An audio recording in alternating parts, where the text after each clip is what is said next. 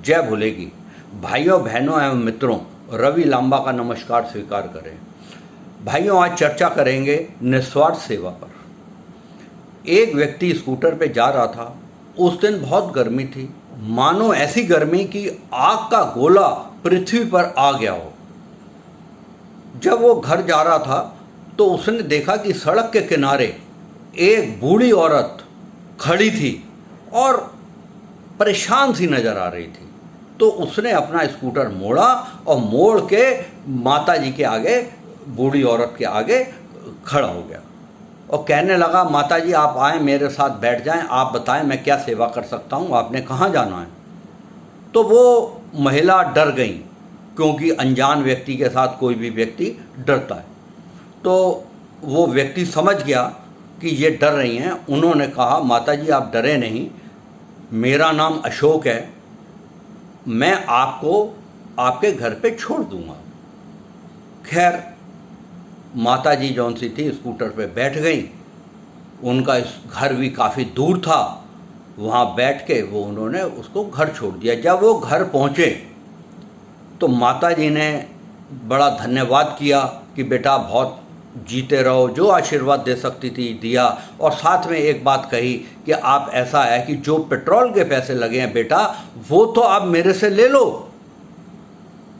तो जो अशोक था उसने कहा, नहीं माता जी ऐसा नहीं, अगर आप देना ही चाहते हैं तो कोई और ज़रूरतमंद आदमी हो उसको आप दे दीजिएगा। खैर, वो छोड़ के अपने घर आ गया। कुछ समय बीतता गया।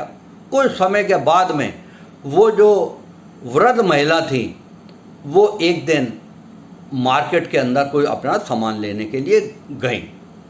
तो उन्होंने, जिस समय वो दुकान पे जा रही थी, तो उन्होंने देखा कि एक गर्भवती महिला सड़क के किनारे कुछ खाने पीने का सामान बेच रही थी। और उस गर्भवती महिला के चेहरे पे बड़ी परेशानी सी उनको नज़र आई। तो उन्होंने सोचा, माता जी ने, कि मुझे ऐसा लगता है कि ये महिला गर्भवती होके मजबूरी के अंदर ये काम कर रही है, तो मुझे जौन सा है इसकी सहायता करनी चाहिए। तो वो उसके पास गई, उनसे कोई सामान लिया। सामान लेने के बाद जो पैसा बनना था उससे बहुत ज़्यादा पैसा उनको दे के चली गई।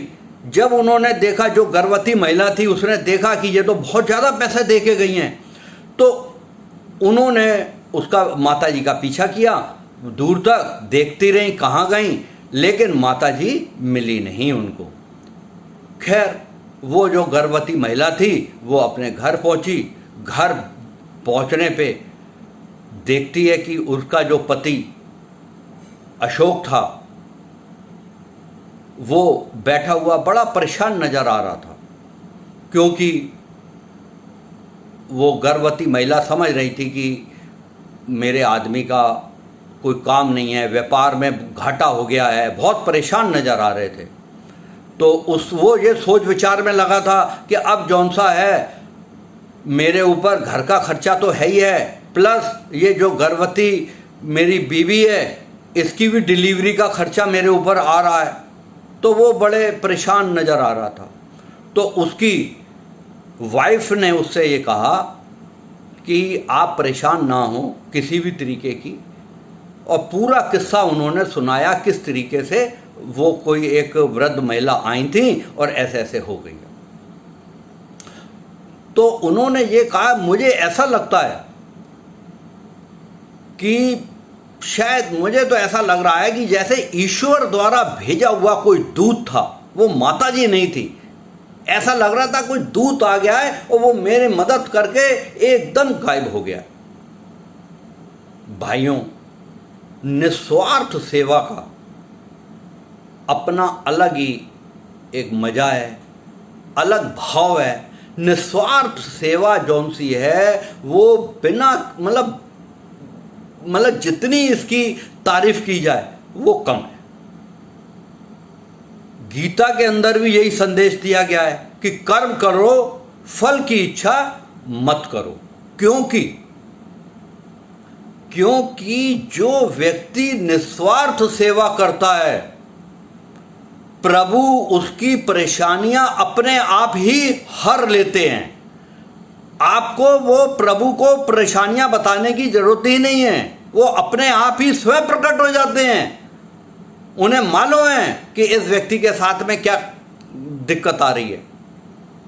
तो भाइयों, अगर आपने मेरा चैनल सब्सक्राइब नहीं किया है तो आप सब्सक्राइब कर लें, और अगर ये मेरा विषय अच्छा लगा है तो लाइक करें और शेयर भी करें, जिससे कि दूसरे लोग भी इसे सुन सके, और कमेंट भी कर सकते हैं आप। जय भोले की।